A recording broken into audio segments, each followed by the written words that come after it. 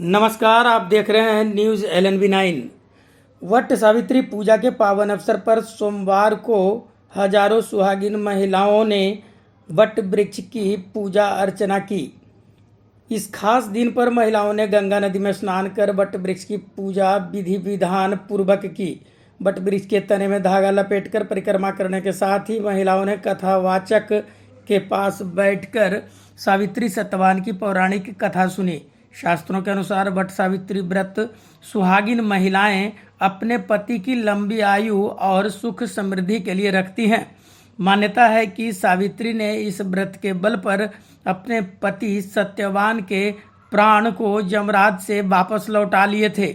इस पर्व का धार्मिक और सांस्कृतिक महत्व महिलाओं के बीच उत्साह और श्रद्धा को और बढ़ाता है। उमानाथ में पूजा के दौरान माहौल भक्ति और उल्लास से भरा रहा।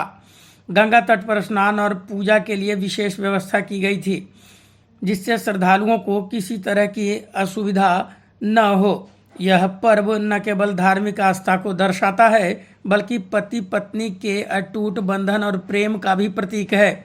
इस व्रत और पूजा के माध्यम से अपने परिवार की सुख शांति की महिलाओं ने कामना की। बता दें कि सुहागिन महिलाओं के लिए यह व्रत बड़ा ही महत्वपूर्ण है और वट सावित्री की पूजा बड़े ही उत्साह पूर्वक करती है। इस अवसर पर क्या कुछ कहते हुए महिलाएं नजर आई, आइए सुनते हैं। वट सावित्री पूजा क्यों किया जाता है? वट सावित्री पूजा का क्या हस्बैंड के लिए किया जाता है। क्या चीज के लिए? हस्बैंड के लिए, मतलब पति के लंबी आयु की कामना के लिए।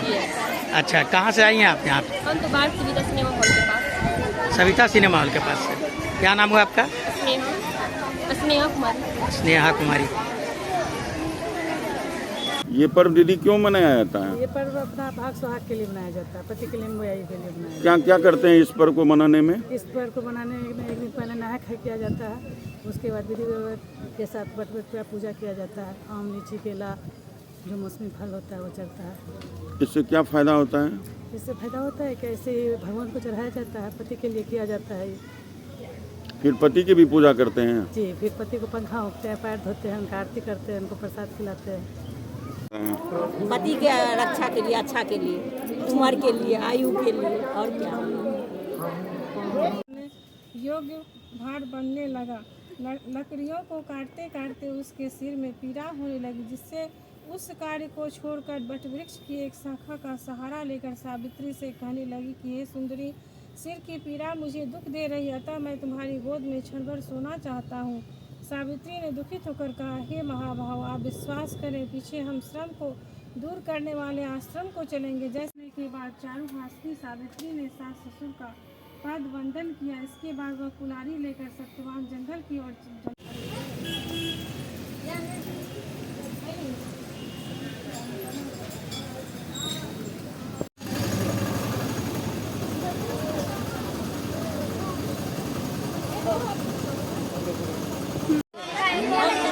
वरदान देंगे,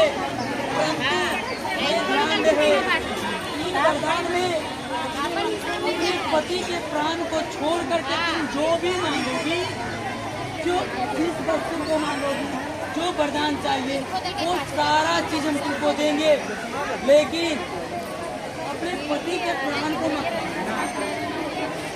सावित्री बोली, चलिए ठीक है, अगर आप हम पे प्रसन्न हैं, कुछ देना चाहते हैं तो पहला वरदान तो आप हमें ये दे दो कि हमारे सास ससुर जो कि नेत्र